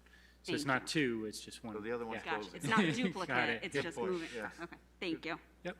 Good point, I missed that. Yeah, the other one's closing. Okay, thank you. Any other questions about this? If not, we'll go on to voting. All those in favor, aye. Aye. Any opposed, nay? Any abstentions? All right, thank you, Mr. Maniscalco. So this still has to go to planning and zoning for the 824, right? Okay. All right, 13C, Councilor Manili. Thank you. Resolution approving the amendment to 2019-2020 through 2021-2022 job classification schedule for non-bargaining unit employees. Be it resolved, South Windsor Town Council hereby authorizes Town Manager Michael Maniscalco to amend the 2019-2020 through 2021-2022 job classification schedule for non-bargaining unit employees of the Town of South Windsor by eliminating positions of Human Services Specialist 1, Grade 1, IT Tech 1, Grade 1, Human Services Specialist 2, Grade 2, IT Technical 2, Grade 2, Assistant Assessor, Grade 3, Deputy Building Official, Grade 4, Deputy Fire Marshal, Grade 4, GIS Analyst, Grade 4, Environmental Health Specialist, Grade 4, Network Administrator, Project Leader, Grade 4, Project Engineer, Grade 5, Assistant Director of Finance, Grade 6, and Senior Environmental Planner, Grade 6. And be it further resolved, the South Windsor Town Council hereby authorizes Town Manager Michael Maniscalco to further amend the 2019-2020 through 2021-2022 job classification schedule for non-bargaining units of its employees of the Town of South Windsor by adding 2 more new job titles, those of Director of Facilities, pay grade 10, and Director of Health, pay grade 10. All right, thank you. Motion's been made and seconded. Any questions about this? Yeah, when I was reading. Neely, oh, yes. I'm sorry. Yeah. When I was saying grade 1, it's understood that means pay grade 1, not grade 1 like I would think of as grade 1. And it's not made clear until like the be it resolved part. So just for everybody else's information, if they think like me. All right, thank you. Okay, thank you, Councilor Manili. Councilor Lopez. Thank you, Mr. Mayor. I can see it for year 2021, 2022, but for 2019 and 2020, doesn't this impact something retroactively? People being in those roles? So, yeah, so the people so what we're doing is we're cleaning up the non-union pay grade list and list of titles. This group of, this group of titles, if you remember, a little over 2 years ago, all voted to unionize. I want to say early 2019, maybe even 2018, they made their application. As a result, they're no longer non-bargaining unit members of our town staff. They're now in a different list, so they need to be removed from this list.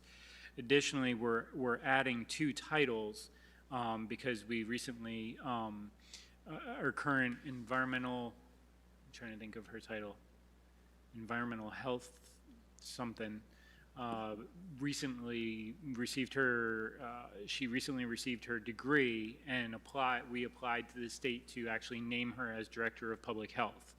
Since she has now become Director of Public Health by the state, we need to add that title onto the non-bargaining unit list because the town has never actually had a Director of Public Health. We've always contracted for that position.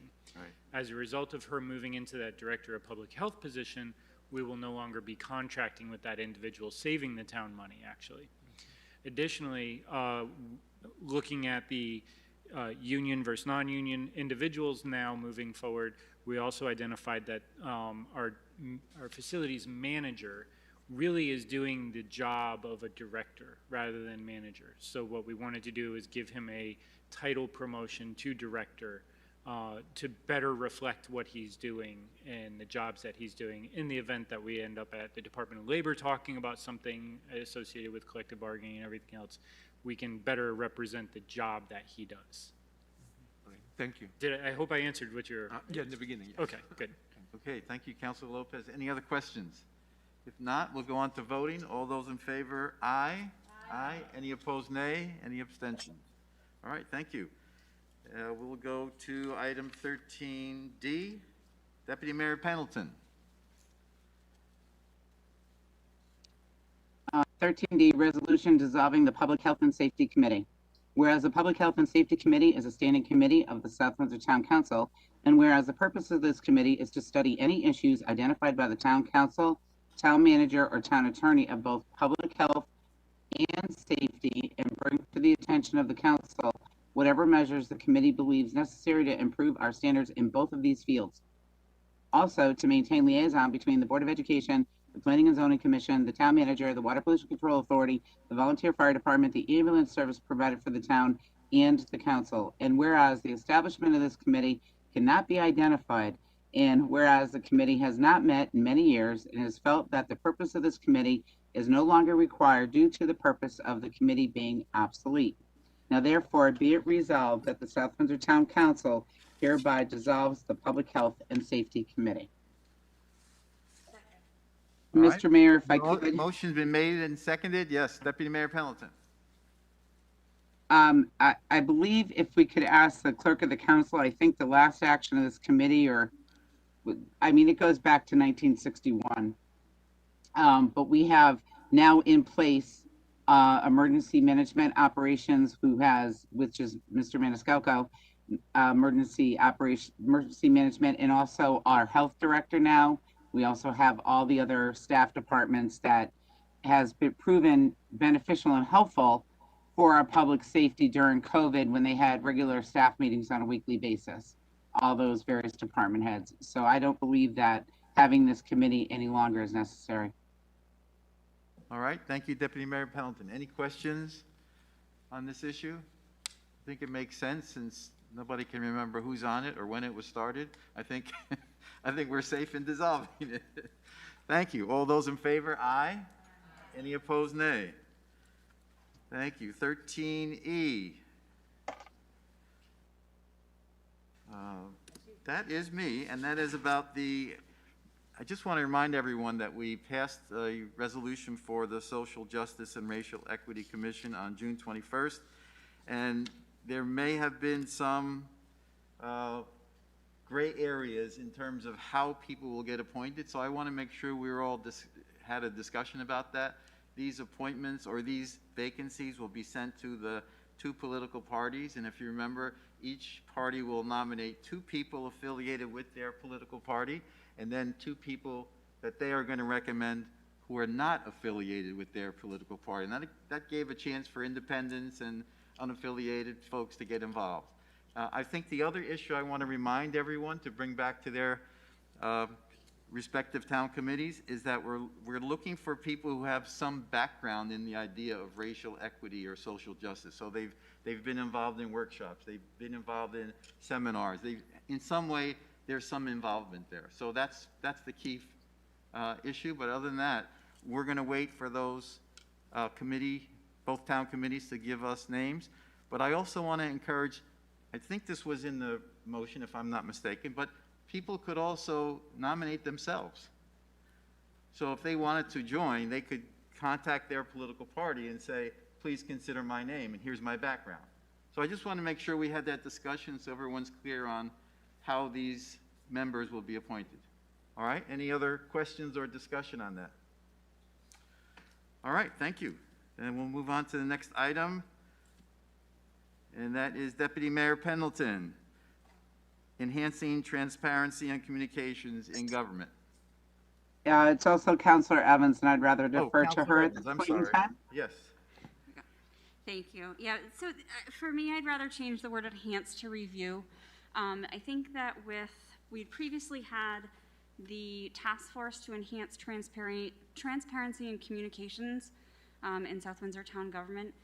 And I know there's been discussion about the transparency of the town, but that group was only ended because they had created their list of recommendations. Now, I was not on the council when this was created. I did read over it, and I just think it would benefit us to kind of check to see where we're at with this, almost give ourselves a report card. So I had previously talked to the town manager, who's not here now, about looking at this and kind of coming back to the next meeting with kind of a review or a spreadsheet, potentially, if it's something we're interested in, to kind of show where we have with some of these things that we've met. I mean, even just, the mayor mentioned with item C1, opportunities to involve unaffiliated voters if needed. The South Windsor, the Social Justice Racial Equity Commission, we're trying to do that right within that commission there. Digital audio recording supports. Because of the pandemic, we have actually increased our visual access to meetings more so than we had prior to this document being created. So I would be interested in kind of doing like a temperature check, like a gauge, some kind of spreadsheet that shows us where we're at, and I think that only increases our transparency to show what this task force came out with and where we kind of fall within our expectations based on this document. Mr. Mayor, if I could add to that? Yes, go ahead. Thank you. I was also going to mention C1 with getting unaffiliated voters involved in the commissions that we have, and another opportunity would be the Arts Commission once that comes to fruition. We could have unaffiliated voters on that also. So that's one of the recommendations on this transparency task force. So I think it's a fabulous way for us to get a reading on where we're at and look at some other ways that we can get other folks involved. Thank you. Okay, thank you. And I just want to point out one other thing. This goes back to the original group that worked on this, but the original thought was that downstairs would also be, let's call it TV friendly. So if you're in the Madden room, you can also be video recorded and be live TV. Every group would not have to move into the chamber. The only reason that, council chambers, the only reason that got delayed was because of the pandemic. We just stopped some of that spending to put the equipment in, but I think that will now gear up, and we'll have two areas where commissions and boards can meet and still be on live TV, which increases our transparency in government. Okay, thank you. Councilor Snyder. Thank you, Mr. Mayor. So I guess I'm just looking for some clarification. Before we send the town manager and his staff dedicating a lot of time and energy into this, how do you see the process, Councilor Evans, since you brought it up, how do you see this working? Like, the town manager would have to spend a lot of time, and all the offices and all of the departments would have to do that. So how do you kind of envision it, I think? So I do not want to create another subcommittee. I can't hear you. That was not my goal. Oh, yeah. Did you say, you do want to be on the subcommittee? Do not. Oh, I thought you said do. Do you want? Because I thought that was doable. We could do another subcommittee. No, so my goal is not to create another subcommittee, not to kind of take this on in that sense. And my sense was from the town manager that he felt this was something manageable that he could take on, and kind of create a spreadsheet of information. Not looking for anything too in-depth, almost just like a little report card of sense is more how I envisioned it. And for people not in the education world like you and Councilor Benelli, that would mean just what was recommended at the time, and have we fulfilled those? Is that what you're looking for? Yeah, okay. Kind of where we fall, the little check, still working on. I kind of think back to almost like the personnel committee, the ratings of kind of just a very, I don't want to say informal, but not too in-depth. Like a high-level type of update. But I would love it to be something that we could even share on the website if we wanted to kind of share our level of transparency and what we work towards on. Okay, great. Thank you. All right, thank you, Councilor Snyder. Thank you, Councilor Evans. Any other questions about this or comments? All right, if not, yes. Councilor King. Yes, thank you, through you, Mr. Mayor. I think this is a great idea. I think right now, if now more than ever, people are looking for reasons as to why and how come and where, and they want that quick access to decisions that they may not be aware of, whether that's spending in an effort to save money, whether that's establishing certain committees or even dissolving certain committees. I will admit to you that at first when I saw that we were dissolving the Black Lives Matter committee, I was like, wait a minute, what are you talking about? Not recognizing at that time for the public that we actually established something else in its place that was more specific and germane to what we wanted to have happen as a council. And so this, from a transparency standpoint, and I pray that it will not be that much more work, we can, Lord willing, probably even find perhaps individuals that want to be involved in government that we might be able to say, hey, help us with that.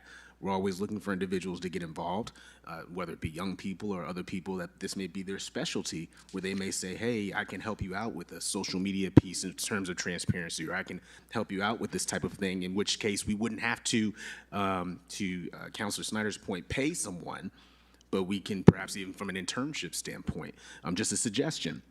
But again, I think that this is excellent, especially in regards to we have so many of our town who may not be correctly informed. And this adds that extra layer of, hey, this is what we said we were going to do, this is where we're at, and this is where we hope to get better. But now you can see we are focused on it. So I think it's a great idea, and I look forward to seeing what the town manager comes up with. Thank you. All right, thank you, Councilor King. Councilor Evans? I also don't want to speak for the town manager if he wanted to chime in at all, but another note before you speak, I did want to mention item 3. I believe that is the sign that we're actually going to be doing. It's not out there yet. Are we putting the sign on Sullivan Ave? Yeah, so the sign is in the process of going in. I so believe that's the another thing. foundation got put in over by the Emergency Operations Center. I believe there's going to be another one actually up here by the town hall. So that's something that we're getting done that's actually being funded by the state. So it's something that the town locally at least is not having to pay for. And you know, my thought was to kind of go through and make different objectives out of kind of what the different requirements were, just drop them in a spreadsheet and basically put some notes next to it as to what's been done to accomplish that, and try to give it some kind of, for the teachers in the room, try to make a rating system and see if we could give ourselves A's, B's, C's, or in the occasional F, we will do that. Okay. So. All right, thank you. Thank you, Mr. Maniscalco. Any other comments or questions? Councilor Evans? I was just going to throw out there too that perhaps like when we look at it at the next meeting, it might give us some ideas of other ways that we could continue to increase transparency going forward, that we could make suggestions. All right, thank you, Councilor Evans. Thanks very much. We'll go on to item 13G. That's Town Council Rules and Procedures. Deputy Mayor Pendleton, is that your area? Yes, and Councilor Snyder, please. And Councilor Snyder. Okay. I'm deferring to Deputy Mayor Pendleton right. to get us started. Can I start with a question? Okay, thank you, Councilor Snyder. What I was going to be looking for is everyone's received in their packet the red line version of the rules and procedures for the town council. Yeah. We have met quite a bit and quite extensively along with the town manager. And if you look at the red line version, you'll be able to see, and if we can page by page to receive inputs, or you can email us. You do have a red line and a clean version. So I guess we could take everyone's comments along the way. If we go page by page under the red line and see what we have, or it's up for discussion. Councilor Snyder? Thank you, Deputy Mayor. So I'm not sure that everybody had the opportunity to go through this as deeply and darkly and exclusively as they should have, because I'm seeing question marks on people's faces. Yeah. Okay. Because I only don't have a question mark because Deputy Mayor Pendleton and Deb Reed and Town Manager Maniscalco and I lived this and breathed this every single word. So if I might offer, Deputy Mayor, if I might offer to put an emphasis to our colleagues to take a really close look at this, and then maybe at the next meeting, we put it on for discussion, but real discussion where everybody has done, it's just, it was a lot. There was a lot in our packet this week, and there was a lot to go over, and I'm not sure that everybody had the opportunity to give it the detailed review, because this is the way we will operate. So it's very important. I don't know, what do you think, Deputy Mayor? I absolutely agree with you. I'd rather have informed counselors than not informed counselors. So please take, the next 2 weeks, read it over, come back with your questions, and we'll go over the red line version at our next meeting. And that- Absolutely. Yeah, and that gives us the opportunity to tell you, sitting right next to you and amongst all of our peers, that we really, really need you to carefully detail, review it, and take a look at it. And I just want to point something out real quick on one page. Let's see, page 7? page 9, on the red line version, page 9. Fine. This is just one thing I want to point out, and then everybody can just, we'll take questions, but you should really closely read it. Under Section 1 on the bottom, Article 9, Section 1, this was an area that we had discussed quite a while, and I know Deputy Mayor and I reviewed it very carefully, was that we were having discussion items and then resolutions on the same night. So many of us felt, I mean, I'm not just talking about this council, but many councils over the past 3 or 4 years, the councilors had thought, you know what? So the official action of a discussion item shall not be brought forth in the form of a resolution on the same night. So that allows us to bring something up and discuss it, let the public think about it for a couple of weeks, get in contact with us, or come to, and let us know what they think, or even for us to digest things better from a discussion, and then have the resolution formed at a point where we're all agreeable and we all understand and don't have any further questions. But that was just one thing, and there's many, many, many other things in here that were changed, kind of bringing everything up to date and how the reality versus non-reality. Reality versus printed procedures. So on that, I would just tell you that Deputy Mayor and I are really heavily depending on every counselor to do their homework and really, really carefully read this. Thank you. Thank Counselor you, Counselor Manalli? Snyder. Not to show off, but I read it. I'm on summer vacation. All right, I have a question on page 7, just real quick. Why is there a discrepancy between in-person meetings and virtual meetings when it comes to public input? One is 30 minutes and one is 50 minutes. What is the rationale behind that? Do you know, or is that just random? Page 7. Deb, if I might ask Deb, we, and Deputy Mayor, we talked about when we had virtual meetings, which hopefully we don't have to have again, we may have had more people calling in, or they couldn't come before us physically and talk to us. So we wanted to give them additional time on the phone, especially if they had a hard time getting in. Deb, can you kind of, Deputy Mayor, if that's okay with you, I'm going to ask Deb to comment, because she was providing Absolutely. as well. I do think too, because the town manager has to read everything, it takes a little bit longer. He was reading all the emails in, so it takes a little bit longer. Instead of cutting things off at 3 minutes, but when people are physically here, they have an opportunity to come back up again and speak. But when you're on the virtual calls, it just takes a real, real long time. So, Thank you. yeah. I just wanted to show you I read it. No, thank you, Lisa. All right, Deputy Mayor, Counselor Snyder. Ms. Reed, yes? The thing that Jan just went over, the discussion items and all that, I was just sitting back thinking about it, thinking maybe we should put something in there for emergency circumstances. For which one, Deb? For Article 9, the discussion items, resolutions, and ordinances, Section 1, introduction, and then A. I was just sitting back thinking about that because we have a circumstance that's going to be coming at the next meeting where something has to be done by a certain time. So we're going to need to have a discussion item and a resolution at the next meeting. So that would be in case of an emergency, as deemed by the town manager or the town attorney? Or, Well, I or mean, the mayor? what we're state looking at requirements? is you guys have to pass the resolution for the language associated with the ballot question for the sale of 725. right. Well, we have already had discussions on that. You've had multiple discussions before. You haven't talked about the exact language. Okay. Right. You know, Okay. I guess you could argue both ways, whether it is an emergency or not. I don't know. But maybe there's some way we could, Or time is of the essence. yeah, time, like a time it's Time restricted limit. matter or something, yeah. Yeah, if there's a time limit on the action that needs to be taken, Yeah, so maybe Deb can, drop a draft.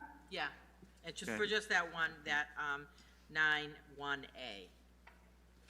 Okay, thank you, So- everybody. Thank all you right, for thank your you. patience. Counselor Snyder, or Counselor Kowalski, go ahead. Thank you, Mr. Mayor. Just a couple quick questions, and I could hold them off, but I'll ask them now in case anybody else has the same questions. Looking at, on page 3, section 2C, the notification of the special meetings will be posted now on the town website versus newspapers moving forward. I'm just curious, is there a state requirement at all that says you have to have it in the newspaper ad, or it's just basically anywhere that's available to the public? I think the statute still requires that you do it in the newspaper, although, and I'm actually fairly sure it's probably print, the print newspaper. I don't know if Attorney Olson, I saw her camera pop on, so maybe she got the answer. I'm This is phoning in a reference to friend. a special meeting. I'm phoning still a here. friend for an answer. So. Yeah. Yeah, so once again, they tried to eliminate the publication requirement, and once again, it failed. So, with respect to, there's new legislation with regard to hybrid or virtual meetings and the ability to post that on the website. Those sunset next April anyway, but you really should still go back to publishing the newspaper until further notice, just to make sure that you're not putting any of your decisions in peril. Okay. This is in reference to a special meeting in this paragraph. Does that hold true for regular meetings also? As far as, okay, the only thing that needs to be published in the newspaper is public hearings. So for example, the sale of real estate, you need to have a public hearing, and those have to be published. To my knowledge, your regular and special meetings don't have to be published in a local newspaper. The regular meetings are set at the beginning of the year. The special meetings are scheduled within, you can do that within 48 hours, right? So there's no time for publication. But public hearings, like land use or for the purchase or sale of real estate, does require a public hearing, and those need to be published in newspaper.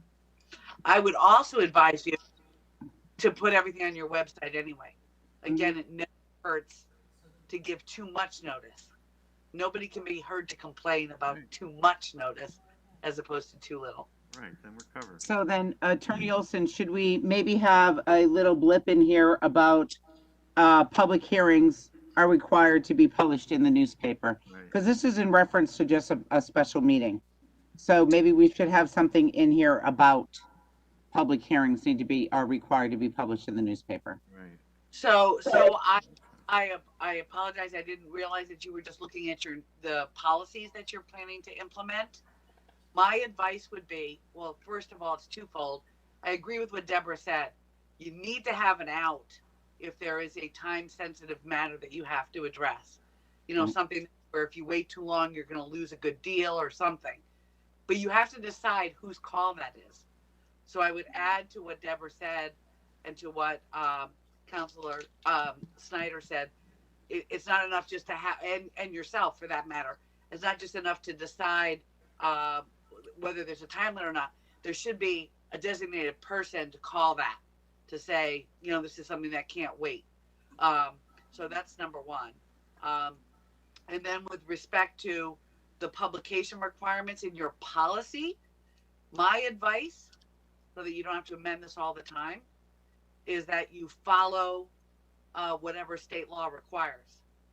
So that way, when it changes, as it seems to do from time to time, you don't have to go back and reinvent the wheel. If you want to have a policy where your meetings are posted, published in a newspaper, well, first of all, for your special meetings, your hands would be tied.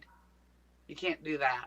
And again, for your regular meetings, unless it's a public hearing, that's not required. All you have to do is set them forth at the beginning of the year. So, if what you're talking about is the publication for a public hearing, my advice would be to say that you will comport with all publications required by state law. Right, That's just a suggestion. right. You can get specific and say publish it in a newspaper, but if that goes away, then you'd have to amend your policy, Right. obviously. That's a good point. Yeah. So, Debbie, if I could you, we were hoping, yeah, Debbie, if you could just get that wording from the town attorney, and then we can put something in there about the publications. All right. I'm happy to work with you after you all make your edits. Happy to All work right. with her to make some suggestions. Thank you, Thank Attorney you. Olson. And Counselor Kowalski, did you have another question? Yeah, one more quick question. Yeah. On page 4, under Article 6, Section 1, we're removing the adoption of agenda. I'm assuming that was something that was not required. That was probably just something that was put in for. Right. Okay, thank you. Thank you, Counselor Kowalski. I happen to have, I like that because it prevents us from constantly suspending the rules to move things around the agenda. This way we do everything in the beginning of the meeting, if there are any changes, but it could go either way. Yeah. All right, I do have one question. Yeah, one question. And that is on page 11 of the red line version and on page 12 of the final draft. One is labeled filling of vacancies. The other one is consideration by the council.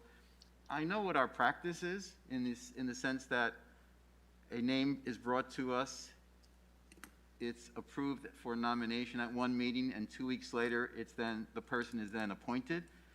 I don't think either of those paragraphs makes that clear. I could read those paragraphs to say, to me, if somebody brought a name in on Monday of the agenda meeting, the next regular scheduled meeting, that next Monday night, they could be appointed. No, for the first reading.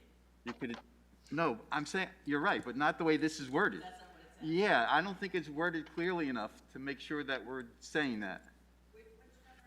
Mr. Mayor, could you identify the 11, page section? 11, consideration by the council is the second paragraph under Article 10. Got it. And then Yep. page 12 on the final draft says filling of vacancies. I just don't think it's clear that there are two meetings involved. So for instance, on page 12 in the final draft, it says the nomination to be made at the first regular meeting following the resignation effective date. But then it doesn't say what to do after that. Okay, so they've been nominated. When are they appointed? I'm just saying it should be clearer to make sure those two meetings are defined there. Yeah. Okay, thank you. All right, Question? thank you. Counselor King? Yeah, if I might. So I just want to, again, going down the transparency hole. On the front of this, it says recommended to the town council by the town council rules and procedures committee on 6/24/2021. So you guys made a decision, brought this to us. So this is not necessarily a public document, or is it? If you wanted to have a comment on it, then you would do it either through what mechanisms? So say if somebody from the town said, hey, I have a thought. They could contact the clerk of the council, or the town manager, because he was on that committee as well. And he can get that to the committee. But that was the last meeting, and after that meeting, we didn't have another council meeting until now. Right. So it was the time lapse. Nope. Awesome, thank But you. absolutely, people can provide input. I would also suggest people can come in and make public comment during the meeting, so. Right. And that's the only thing. I just wanted to be clear that Okay. this wasn't something for the public that we're just deciding on our own, and this is how we're going to operate going forward. No, public, if we have input, Yes. come, give the input so that we can take that input. Okay, yes, you're right, Counselor King, thank you. All right, and thank you to the Personnel or Town Council Rules Committee for their work on this, thank you. Can I say something? Ms. Reed? And if the public does want to see it, it is at the bottom of the agenda. of this agenda. So if they keep scrolling down, they'll find it. The attachment is They'll on, find yeah. both copies. Okay, thank you, and posted on the website. Right, thank you. All right, we'll go on to item 13H, and I'm going to ask Counselor Evans. 13H, resolution accepting the resignation of Michael Gonzalez from the Board of Education. Be it resolved that the South Windsor Town Council hereby accepts with regret the resignation of Michael Gonzalez from the Board of Education effective June 29, 2021, and be it resolved that the South Windsor Town Council hereby extends its thanks to Michael Gonzalez for the time he has dedicated to serving his community by his membership on the Board of Education. Second. Motion's been made and seconded. Any comments or questions? Just want to add my thanks to Michael Gonzalez for his years of service on the Board of Education. Thank you very much, Michael. Counselor Kowalski? Thank you, Mr. Mayor. The same thing with me. I did get to serve with Michael for a number of years. Yeah. He was definitely one of my favorite board members to serve with, so I want to wish him luck, and I want to thank him for the time he spent on the board. Thank you, Counselor Kowalski. Counselor Evans? Thank you. I also served on the Board of Education with Michael Gonzalez, and he really did a fantastic job at driving some positive change for the Board of Education, especially in the area of diversity. So I think he really did make a significant impact for the town. So thank you to him, and he will be missed in his role on Board of Education. Okay, thank you, Counselor Evans. Counselor Manili? I too serve with Mr. Gonzalez on Board of Education, and one comment I would like to make about him is I very much appreciate all the time and effort he put in outside the Board of Education meetings. He always seemed to do his homework, and he looked really good. Thank you. Thank you, Counselor Manili. Any other comments? If not, we'll go on to voting. All those in favor, aye. Aye. Any opposed, nay? Thank you. Item 14, we do not have an ordinance for passage tonight. 15, public input. Any public input? Mr. McDonald? Thank you for your patience. It was quite an experience. First, we want to thank you for tonight's discussion on our issue. And it was a breath of fresh air to hear both the council and the agencies discussing the options, even though they aren't stop signs and speed humps.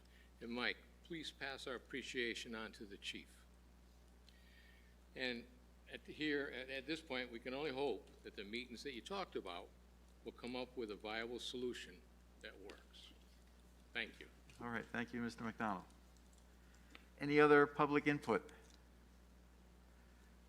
Going once, going twice?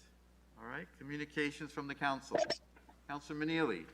Hi, thank you. I know our chief, police is probably out there working on storm control, but I would like to ask if we could ask him if he could come to our next meeting and help us address the question of the car break-ins. I know I received at least 4 phone calls this week alone. I feel that it's not something the town council can do, but I think we have to maybe think outside the box and maybe address a letter to our state reps and our state senator, and maybe, because the action has to come from the state, because even after they catch the person doing the break-ins, we can only go so far with that. So perhaps the council might want to draft a letter to our state legislators and address this matter, and I would like to ask if the police chief would come to our next meeting, so I could ask him a couple of more questions, please. All right, thank you, Councilor Manili. Councilor Kabowski? Thank you, Mr. Mayor. And just to follow along the same line, in the town manager's report tonight from the police, in the police department section, they talked about the increased number of the car break-ins. And this is advice that I hope I will follow myself if I'm ever in these shoes. But please, if this is happening to you, as we just found out with the resident in Glastonbury, call the police, let them handle it. They're getting a little bit more brazen now. This poor woman, all she did was yell out the door to try and stop them. They fired 2 shots at her. So please let the police handle it. There's nothing, no vehicle is worth getting shot over at this point. Please keep a calm head. And as I said, I hope I will follow those same rules if it's me. I hope I would, but thank you. Okay, thank you, Councilor Kabowski. Mr. Maniscalco. Thank you, Mr. Mayor. A couple things. So first of all, in terms of the car break-ins, myself and the chief have actually been talking about that a little bit. We're working on putting together a little bit of a public campaign for the community. One thing that we have noted is that most cars that are locked aren't getting stolen. So the majority of cars that end up disappearing typically are not locked. The key fob is in the car, and it turns up missing. So, and Councilor Kabasi, I cannot echo what you just said enough in terms of if somebody sees somebody suspicious around their vehicle, don't go out there, just call 911. It's the safer way to deal with it. So that's the first thing. Second thing I just wanted to report is currently we have 1,357 households in town without power. We have 2 tree crews in town and tree and line crews in town working from Eversource. We're in the process of getting some additional ones. Our first priority right now is Vibert Road. As all of you are aware, our treatment plant is down on Vibert Road, and the current staff that are working there can't get out. So we're in the process of getting that area opened up as soon as we can. So I have done a partial opening of the Emergency Operations Center, and it is partially staffed at this time, and we'll be working on the situation through the rest of the evening. All right. Thank you, Mr. Mayor. Maniscalco. I think the public campaign for the car break-ins would be a great idea. Deputy Mayor Pendleton? Thank you, Mr. Mayor. Mr. Maniscalco, do you have any idea how many fire calls there were with this storm this evening? Not yet, probably because they're still coming in. So. I understand. Thank you. Councilor King? Through you, Mr. Mayor, I just wanted to kind of double up, especially not being from such a small town, if you will, that one of the things we used to say all the time in other cities is keep your head on a swivel. Know where you're at when it comes to your car, the security, especially if there is an issue, if there is a problem. Don't think that it cannot happen to you. That being said, I just want to double up on the, as my wife would say, she tells me all the time, make sure the car is locked, number one. Number two, if you have the opportunity to do it, because I know there are a lot of garages out there and so on and so forth, especially if you live in a dark area, if you do have the opportunity, if you do have the resources to do it, buy a light by which you can park your car under. Again, recognize the fact that these are happening. Don't think that it can't happen to you, but at the same time, we can't suggest that the town council and other members are going to be able to do everything for your home. We don't live in your home. We're not necessarily sure. I know that, for example, on my driveway, which is it goes down, and all the water puddles at the end. As soon as it starts raining, one of the first things I do is I put the car up on the incline so my kids and I don't have to step in the water. You guys wouldn't know that. And so it's up to me to make sure that I take responsibility as well. So lock your keys in your car, or excuse me, lock your car up, number one. But number two, if you have an opportunity light outside of your house, park under that light. Because a lot of the communities, are dark, and, that's prime for anybody. All they have to do is watch you up and down the street once or twice, and they know where you're at, what time you get home, so on and so forth, and that just makes it available to them. So just something to be conscious of, but I agree in regards to you don't want to be in those types of situations or those types of positions. But if you can help yourself, do that type of a thing, even if it's a motion detector light, just put that up. It's relatively inexpensive. You put that up, anytime somebody steps out there, boom, it comes on. There you go. You just might have saved yourself the headache or even harm. Yeah. Thank you. All right, thank you, Councilor King. Any other comments or questions? If not, we'll go on to our next item is the executive session for discussion. And Deputy Mayor Pendleton. Thank you, Mr. Mayor. 17A, to discuss the possible purchase of real estate for the town pursuant to Connecticut General Statute 1-210B, 7 Griffin Road. I'd like to invite our town manager, Michael Maniscalco, in, and our town attorney, Carrie Olson, if need be. All right, motion's been made and seconded. Any questions or discussion about this? If not, we'll go on to voting. All those in favor, aye. Any opposed, nay? Aye. I will just let those at home who are watching on either cable channel or the website, town website, we will be adjourning from executive session, so we will not be coming back to a live meeting. Thank you very much. Okay, 2-minute break. All right, 5 minutes. All right. All right, 5.